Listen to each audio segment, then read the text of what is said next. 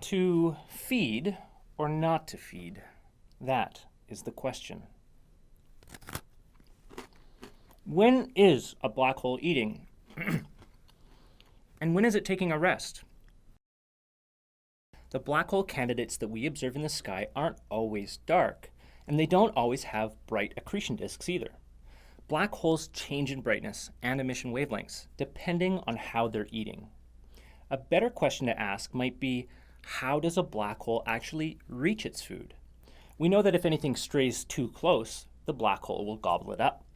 Almost by definition, that's what black holes are. If a star, a cloud of gas, salmon, spacecraft, or an astronaut venture too close to a black hole, they'll be pulled inwards as well, into the accretion disk. The emissions from the accretion of material onto the black hole causes the black hole's accretion disk to become visible across the electromagnetic spectrum, from long radio wavelengths to short X-rays and gamma rays.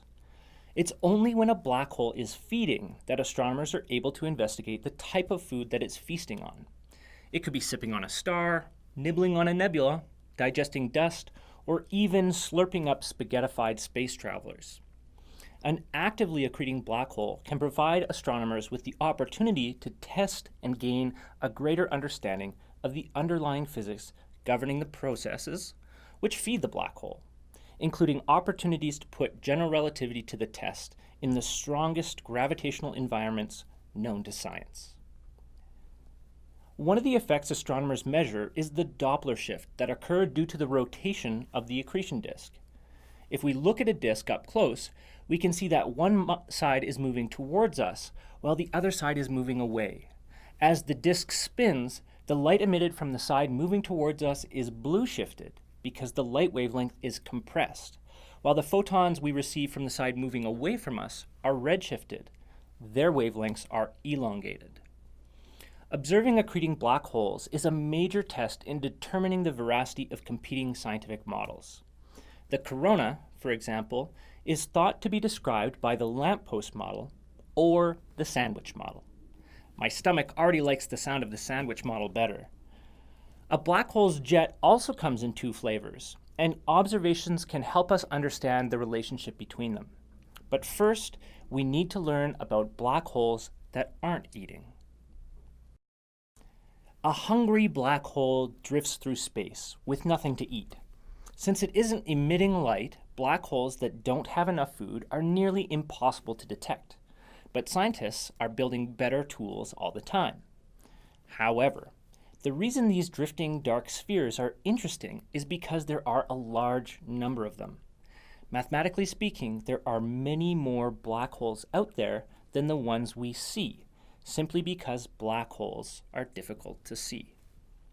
On the British television series Red Dwarf, the computer Holly says, "The thing about a black hole, its main distinguishing feature, is it's black. And the thing about space and your basic space color is it's black. So how are you supposed to see them?" Well, it's hard but not impossible to find these isolated black holes. Since black holes have a strong gravitational field, they create large curvature in the space-time around them. Curved regions in space-time can act as lenses, which can reveal a black hole due to the warped background images of distant stars and galaxies. In fact, a hungry black hole gives astronomers the best evidence for the foods they dine on. For example, if a black hole is in a wide binary system, far from its companion star, we would distinguish between the star's light and the light produced by the accretion disk. A wide binary system like this can tell us a lot about the black hole, its mass, and therefore its size, just to give you an example. But if the black hole is close enough to its companion, the material it draws inward can get so hot and so bright that they become brighter than the parent star itself. The light being emitted from the star becomes difficult to distinguish from the light from the disk. In a sense, a binary system like this might look to astronomers the way a firefly dancing above a campfire might look to you across a dark field.